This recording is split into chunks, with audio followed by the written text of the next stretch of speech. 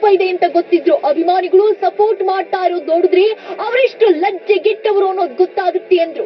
ಅಷ್ಟೆಲ್ಲ ಇಂಡಸ್ಟ್ರಿಯಲ್ಲಿ ದರ್ಶನ್ ಗ್ಯಾಂಗ್ ಅಂದ್ರೆ ಬೀರು ಬಿರಿಯಾನಿ ಗ್ಯಾಂಗ್ ಅನ್ನೋ ಹೆಸರಿದೆ ಅನ್ನೋದು ಸ್ಫೋಟಕ ವಿಚಾರವನ್ನ ಹೊರಹಾಕಿದ್ದಾರೆ.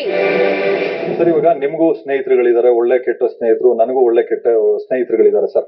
ಬಟ್ ನಾವ್ ಯಾರನ್ನ ಎಷ್ಟು ಕೇಳ್ಬೇಕು, ಯಾರನ್ನ ಎಷ್ಟು ಸೀರಿಯಸ್ ಆಗಿ ತಗೋಬೇಕು ಅನ್ನೋದ್ರ ಬಗ್ಗೆ ಇರ್ತದೆ ಸರ್. ಇವಾಗ ಊಟಕ್ಕೆ ನಾನು ಹೇಳೋದು ಸರ್, ಉಪ್ಪು ಹುಳಿ ಖಾರ ಎಷ್ಟಿರ್ಬೇಕು ಅಷ್ಟಿದ್ರೆ ಮಾತ್ರ ಊಟ ರುಚಿ ಇರ್ತದೆ ಸರ್.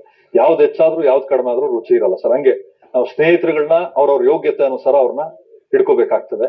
ಸದಾಕಾಲ ನಾನು ಹೇಳಿದ್ನಲ್ಲ ಸರ್, ಕೆಲಸ ಮಾಡುವಂತವ್ರು ಪಾಪ ಮೈಕೈ ನೋಗಿ ಅಂತ ಕುಡಿತಾರೆ. ಕುಡಿಯೋಕೆ ಅಂತಾನೆ ಬದುಕಿರೋರು ಆದ್ರಾಗ ಏನಾಗ್ತದೆ, ಕೆಲವೊಬ್ರು ನನಗೆ ಯಾರು ಹೇಳ್ತಾರೆ ಪೊಲೀಸ್ ಇಲಾಖೆ ಸ್ನೇಹಿತರು, ಏನು ಅಂದ್ರೆ ಇದ್ಯಾದ್ರಿ ಇದು ಬೀರು ಬಿರಿಯಾನಿ ಗ್ಯಾಂಗು ಅಂತ.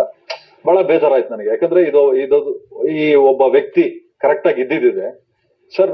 ಬಾಕ್ಸ್ ಆಫೀಸ್ ಸುಲ್ತಾನ್ ಅಂತ ಸುಮ್ನೆ ಏನ್ ಕರೀತಾರಲ್ಲ ಈತನ, ಯಾಕಂದ್ರೆ ಈತನು ಹಂಗೆ ನಡ್ಕೊಳ್ಳೋನು ಸರ್. ಕೆಲಸ ಅಂತ ಬಂದಾಗ ರಾಕ್ಷಸ ಈತ.